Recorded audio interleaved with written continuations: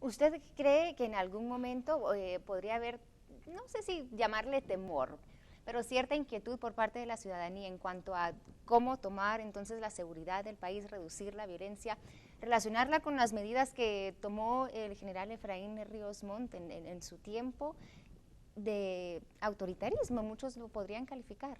El ¿Cree rol usted del que ejército, en podrían definitiva, dentro de la calificarlo? gestión, entre Bueno, otras el cosas. rol del ejército está definido constitucionalmente en cuál es. Cuando el general Ríos Montt fue presidente de este país fue en el siglo pasado, estamos hablando de 1982. Estamos en el año 2015 y quien se está sometiendo a las urnas soy yo, no el general Ríos Montt. El general Ríos Montt ha sido juzgado por la población una y otra vez en las urnas. Hoy soy yo la que me estoy sometiendo al juicio de la población, una mujer interesada en darle un nuevo viraje a la nación, de aportar soluciones para la crisis que estamos viviendo.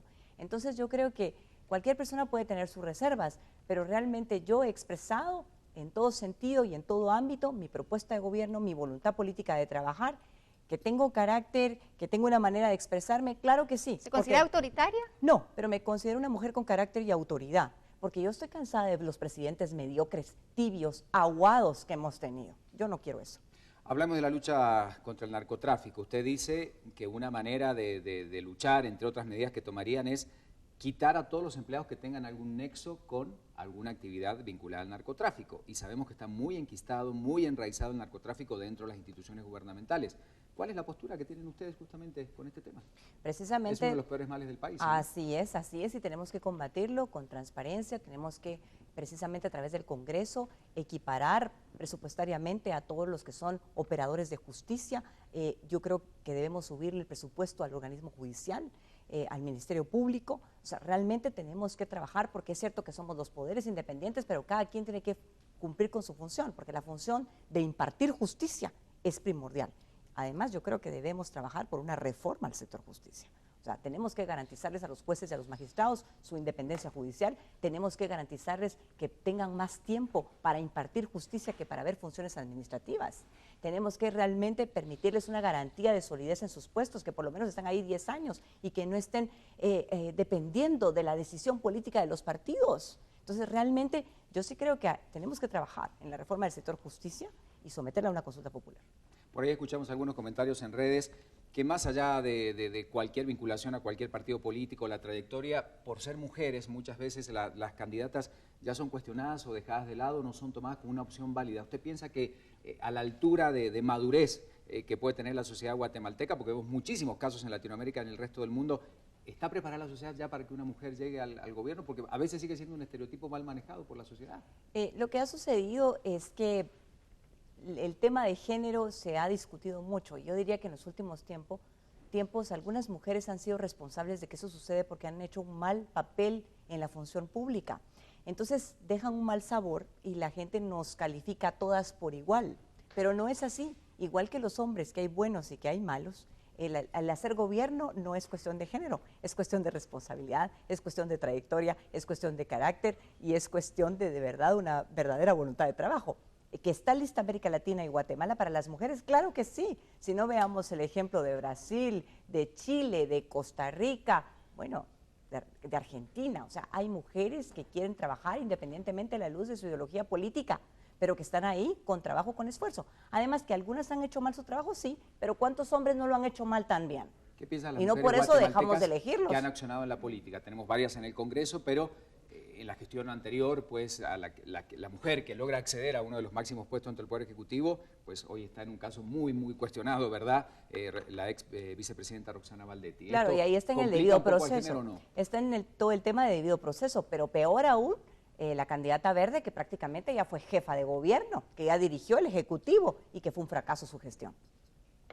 Suri, yo quería preguntarle un poquito acerca de su inscripción, porque fue muy polémica en su tiempo. Hace unas semanas no estaba segura si iba a ser inscrita. ¿No hubo algún temor en ese proceso de que no fuera a ser inscrita?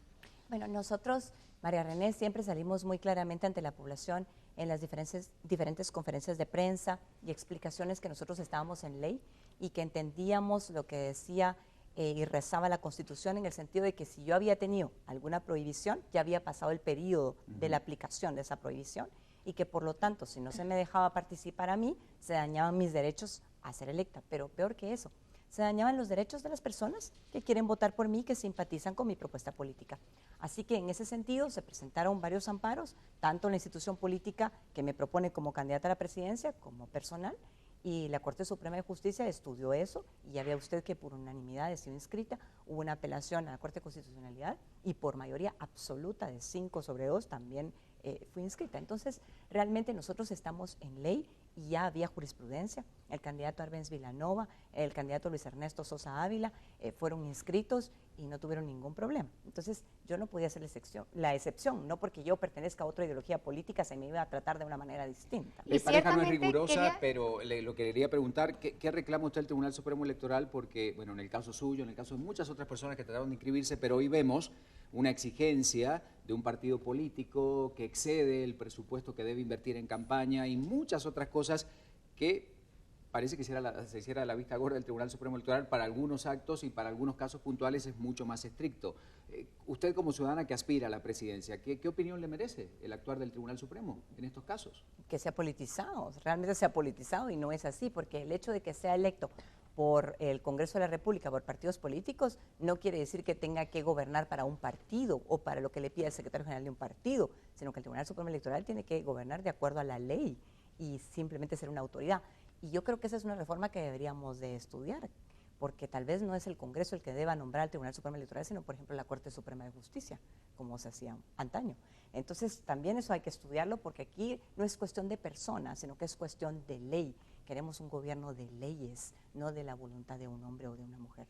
Suri, y si es electa, ¿cómo el Ejecutivo podría influir en el Congreso, por ejemplo, a la hora de querer pasar las reformas a la ley electoral y de partidos políticos, a la hora de venir y fiscalizar, hablando en temas de salud, hablando de los manejos de los ministerios, ¿no? Fiscalizar lo que se hace, los contratos, las compras que se dan, ¿cómo influiría o cuáles acciones se tomarían por parte del Ejecutivo para cambiar lo que ya hemos vivido? Mire, fíjese que yo pienso que el término influir quizá no es el más correcto, por ser poderes independientes, es una pero sana relación. Yo creo en el debate, yo creo en la discusión.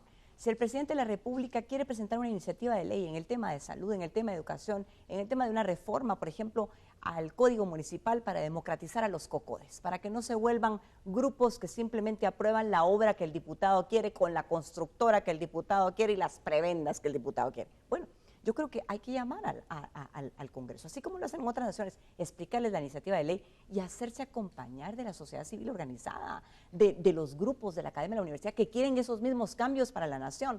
¿Por qué? Porque Guatemala está en crisis y si de verdad no conversamos, el país no avanza. Mandela, Premio Nobel de la Paz, decía que el arma más poderosa no es la violencia, sino hablar con la gente.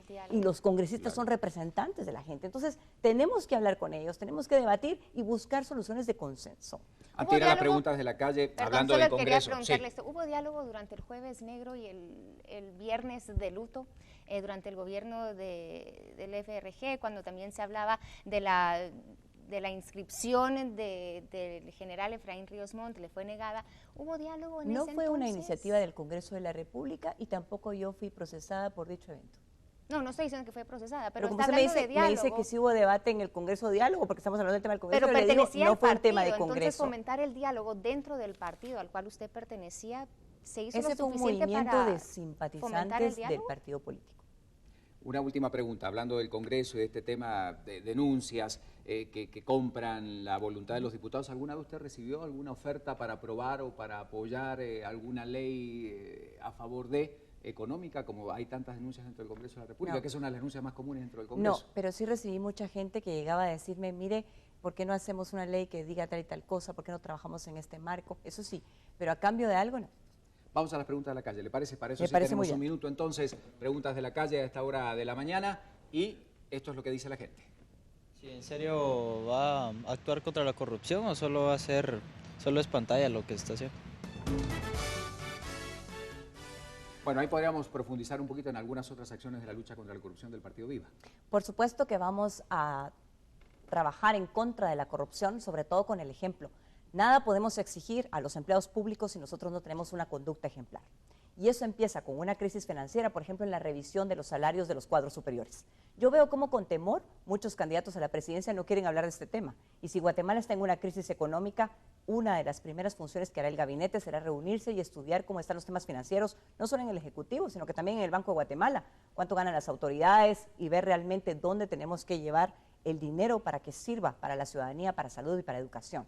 El combate a la corrupción también se hará con normas éticas del trabajo que tiene que hacer el funcionario público en las instituciones y también con tecnología, con innovación. Para eso tenemos cámaras y para eso lo tenemos a usted, para que nos denuncie como ciudadano dónde hay problemas y solucionarlos. Más allá de esos 700 buenos ciudadanos, ¿ya tiene más o menos la idea de quién sería el equipo que la acompañaría? ¿Cómo lo ha evaluado? Hay lugares claves, el Ministerio de Gobernación, el Ministerio de Educación, el Ministerio de Salud, ¿ya tiene nombres para esos Estoy puestos? esperando propuestas, precisamente por eso mencioné que le había pedido a la academia, a las universidades, a algunos sectores gremiales y también en mi página de Facebook le he pedido a las personas que me propongan gente, porque yo quiero que tengamos un gobierno representativo de unidad nacional.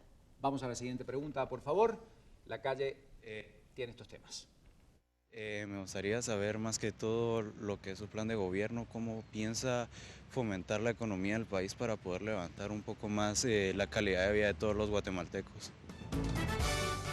Bueno, economía, usted habla de un régimen tributario amigable para las inversiones. ¿Qué significa Así es. eso? Significa que vamos a facilitar el trabajo de la gestión individual, de la gestión empresarial y de la gestión social. Hablamos no de combatir la pobreza, hablamos de generar la riqueza. Hablamos de estabilidad política institucional, de no pedir chantajes ni prebendas para que la industria o el comercio vengan a invertir a Guatemala.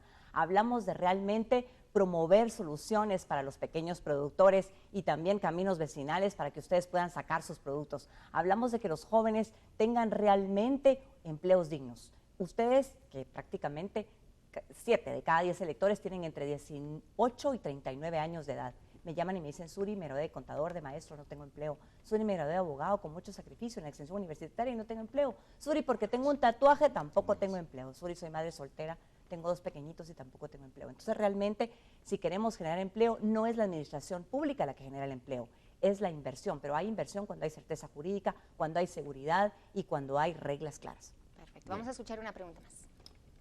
¿Quién es la que le da el dinero para su campaña, verdad?